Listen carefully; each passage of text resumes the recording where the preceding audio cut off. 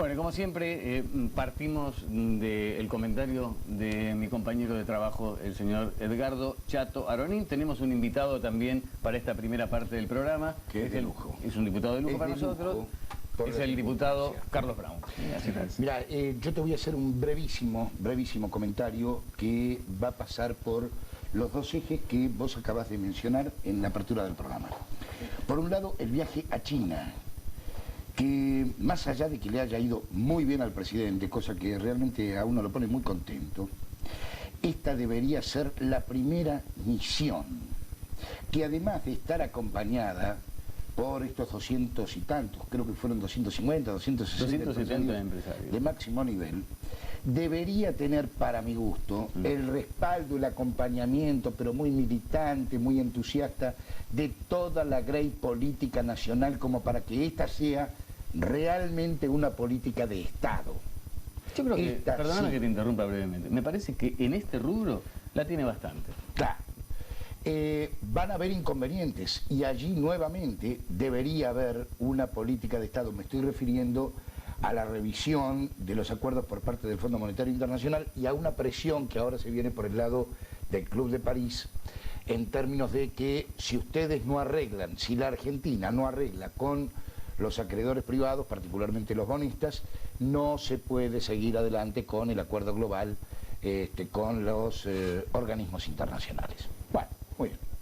Desde el otro lado, digamos, hay una política de Estado que tira a la Argentina para adelante, sigue tirando para atrás una herencia espantosa que viene de toda una década y pico, que dejó como un saldo seguramente no querido, o tal vez sí, un desastre nacional que es la marginación, la pobreza, y allí están los piqueteros en su interna, los piqueteros duros, los piqueteros blandos, y como telón de fondo, algo que seguramente el doctor Carlos Brown nos va a ilustrar, que es la pelea Kirchner-Duhalde. Pero yo vuelvo a lo de China, porque cuando asumió Carlos Brown, hace ya muchos años, como intendente de San Martín, hizo algo que a mí me llamó la atención. Yo decía, ¿cómo puede ser un intendente designando a un secretario de Estado de Comercio Exterior?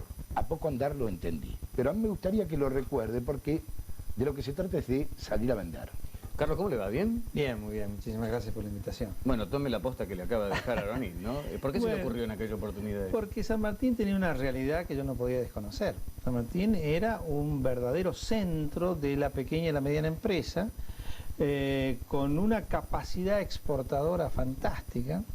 San Martín, en la época de mi gestión como intendente, llegó a exportar más que la provincia de Mendoza.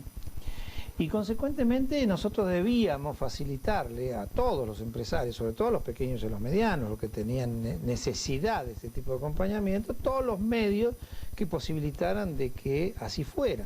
Entonces creamos esa Secretaría de Industria y Comercio Exterior que hace referencia a Morín, y inmediatamente salimos a plantear estas cosas. Yo asumí en diciembre del 87, en abril del 88 salí con mi primera misión de empresarios al exterior, que se repitieron durante los 4 años. Llegué a hacer 24 misiones a diferentes lugares, Europa, Estados Unidos, Latinoamérica. ¿Un intendente tiene autonomía suficiente como para hacer esto? Bueno, porque después me siguieron muchos. Cuando yo terminé mi mandato como intendente, Duhalde me nombra ministro de la Producción. Y a partir de allí, la primera misión que el gobernador me encarga es que esta idea de San Martín, este trabajo que habíamos hecho en San Martín, se instalara en los 134 municipios de la provincia de Buenos Aires. Y realmente en 1 año y medio, 2 años, todos los municipios tenían secretarías o áreas de la producción, crearon sus corredores productivos, salieron a colocar sus productos en el mundo, particularmente en el Mercosur, en los países vecinos, salieron a Chile, salieron a Bolivia, salieron a Paraguay, algunos mucho más ambiciosos se fueron a Estados Unidos, a las famosas ferias de la alimentación. Y bueno, los resultados fueron espectaculares, porque no hay que quedarse. Lo que vos recién decías con respecto a lo del presidente Kirchner es extremadamente valioso. El presidente de la República, como los gobernadores y como todos aquellos que tienen algún tipo de responsabilidad, tienen que salir con sus empresarios. No es lo mismo para un empresario ir solo que ir acompañado de su presidente, de su gobernador, de su ministro, de su intendente. Y hay una paradoja acá. El presidente Néstor Kirchner, cuando asume, fue calificado, tildado y hasta en algunos casos con una protesta consistente, de ser el hombre que no le daba ni 5 de bolilla a los empresarios. Y sin embargo ahora me parece que esta misión, como le hemos calificado, le da una vuelta de tuerca enorme. Yo pude hablar con representantes de empresas, algunas de ellas, caso Sogma, por ejemplo, ¿no? Sí. Que estaban extasiados, no solamente con lo que significa China hoy en día, que después lo podemos hablar, sino de esta forma de catalizar del gobierno, que no lo habían tenido antes. Y sin embargo era el presidente que ponía mayores barreras al principio, por lo menos eso se entendía, bueno, ¿no? pero está demostrado que no es así, y China es el gran mercado posible. Nosotros hicimos una experiencia de la provincia de Buenos Aires, siendo yo ministro de la Producción, y fuimos a China en una misión oficial presidida por el vicegobernador de la provincia de Buenos Aires.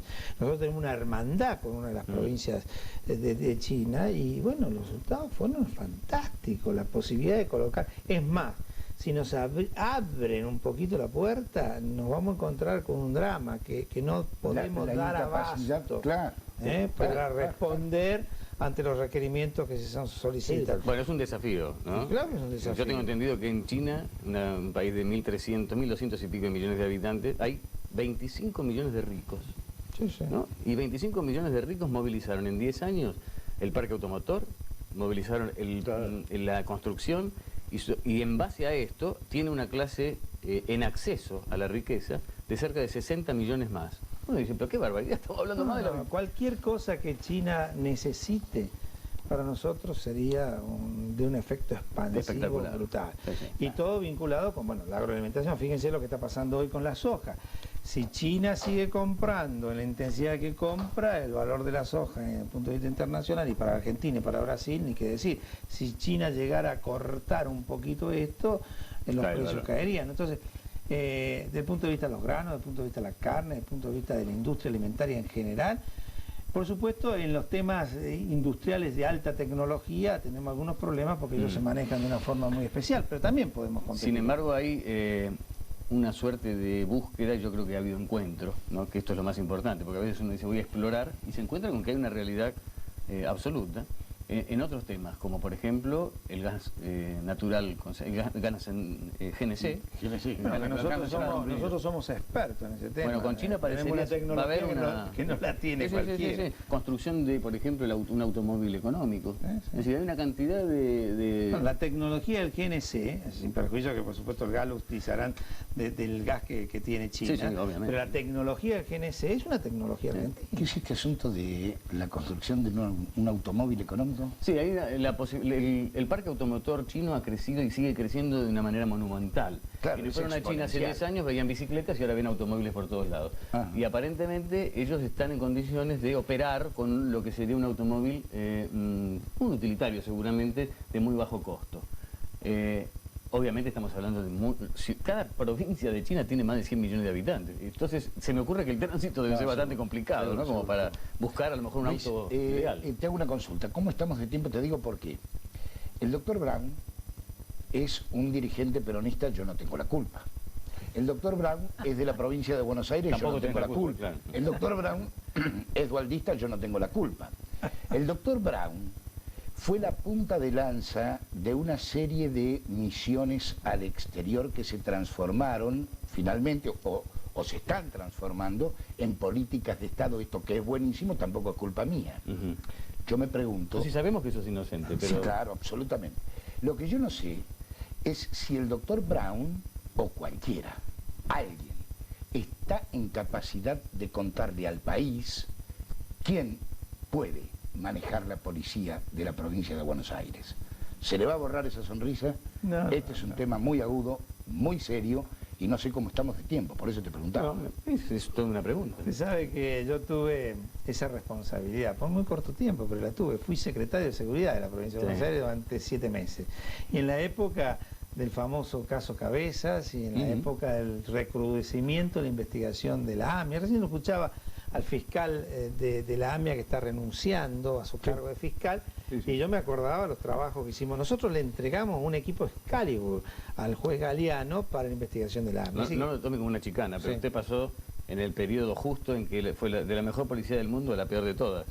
Sí, más o menos. Más o menos. Lo que pasa es que ni es la mejor ni es la peor. Es la policía que tenemos. Claro. Y el control ¿Es manejable? Sí, que es manejable. La policía tiene unas características, se subordina al poder político. Lo que pasa es que el poder político tiene Doctor, ¿se subordina al poder político? Se subordina al poder político. Y ¿Por qué entonces el poder político no le ordena a la policía reprimir los cortes de ruta si en realidad no lo manda porque le tiene miedo que le maten gente? No, eso es un problema de decisión política, no es un problema de la policía responde órdenes. Y es un problema a veces que excede a un poder ejecutivo y entra en la esfera de un poder judicial que se lava la mano como Poncio Pilato. Pero en el caso, usted está diciendo que la policía responde a órdenes políticas, ¿sí? Órdenes del Ejecutivo. Correcto. Y a los órdenes del Judicial. Las muertes del puente del año pasado. No, bueno, esos son excesos de a eso decisiones le que se tiene miedo el toman. poder político. No, bueno, pero se equivoca, no tiene Es ahí. O sea, el tema es así. Por eso no mandaron a reprimir nunca La más. problemática de los piqueteros, o más que de los piqueteros, yo diría de los excluidos, no se resuelve solo con represión, De sino ninguna que manera. se resuelve a partir de una justicia que no tenemos, social, y de una justa distribución de la riqueza que tampoco estamos teniendo. Pero, No, perdóneme, yo creo que eso que sucedió hace comparto 2 eso, años, sí. lo de Mostecchi y el otro Y Santillán. forma parte de los excesos lógicos que puede llegar a existir a través de toda una carga histórica que tenemos. Ahora, me parece a mí que no es el justificativo suficiente como para pensar en este momento que no hay que reprimir o reprimir. Yo creo que el Estado tiene la capacidad policial. En este momento el Estado creo que comete un breve error, pero es absolutamente parte de lo que yo digo, lo que yo pienso, de decir, bueno, en el medio está la justicia. No, acá hay una acción conjunta, está la determinación del Estado policial de prevenir y de reprimir. La seguridad no es una tarea de ningún sector individual, es una tarea de conjunto. Pero respondiendo a lo que Morín me preguntaba con respecto a la policía es absolutamente contrario. Lo que pasa es que la policía, como cualquier otra institución del Estado, necesita de políticas claras, serias y permanentes. Y entonces, ¿qué le responde a aquellos que dicen en este momento? Políticas de Estado. Pero yo qué quiero significar con esto. Si usted cada 6, 7 meses, 8 meses, cambia el ministro de Seguridad y el ministro de Seguridad que viene, Cambia el programa. cambia el programa al 100%, es evidente que a usted le va a costar manejar esta historia. Pero Si hay una por otro denuncia lado, en el medio, ¿sabe cuál es? Sí. Que tiene que ver con lo que usted está diciendo, por eso lo interrumpo. La gran sospecha, y un gran estado de realidad para muchos, es que hay una connivencia en la actitud delictiva de policías y políticos. Sí, lo sabe eso, ¿no? Estos son Esto que son denuncias, excusas, denuncias. son denuncias que se hacen, que en primer lugar hay que probarlas porque es muy fácil denunciar y nadie prueba finalmente nada.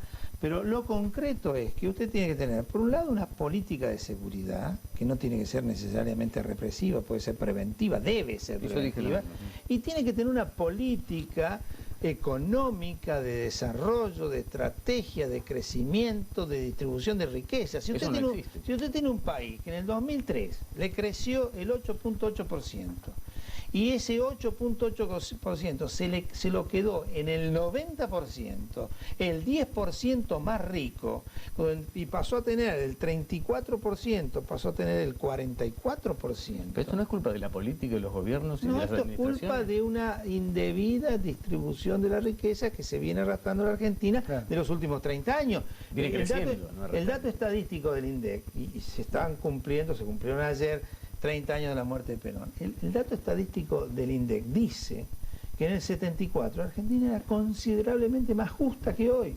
Sin duda. Considerablemente. La brecha era del 12%, ahora es de 50 y pico. Doctor, en dos palabras porque Luisito me va a matar. ¿Cómo ve la pelea Kirchner-Duhalde y un agregado más? Estos dichos de Lía respecto de Duhalde y la muerte de Cisneros. Bueno, los dichos de Lía son claramente una verdadera, auténtica provocación, y aparte de ser una verdadera provocación, de una falsedad manifiesta. Es un señor que evidentemente dice cualquier cosa, hace cualquier cosa para mantener una esfera de poder. A mí me sorprende. Y le permiten hacer cualquier cosa. A mí me sorprende que un señor que diga semejante barbaridad tenga la posibilidad de ir 2 o 3 veces a la Casa de Gobierno y tenga la posibilidad de usar un espacio físico de la Casa de Gobierno para hacer una conferencia de prensa. Pero estas son equivocaciones que se producen a nivel de las estructuras del Estado. En cuanto a la pelea de Kirchner y Duhalde, yo espero que haya un acuerdo, que no se dé una pelea profunda. Sé que son dos personas que piensan de manera diferente, tienen criterios distintos, pero por sobre todas las cosas creo que hay un país que, fíjese, vuelvo a insistir en este punto, un país que cada vez es más profunda la injusticia en la que viven sus habitantes. Entonces, no podemos darnos el lujo los dirigentes políticos, y particularmente los dirigentes políticos de un mismo partido, de estarnos peleando con nosotros. Tal cual. Bueno, Carlos, le agradezco mucho que haya venido. Me quedo mucho en el tintero. Mucho me quedo. Que para seguirla. Nosotros vamos a volver en un ratito nomás porque tenemos mucho más para ofrecerle frente a todos, claro.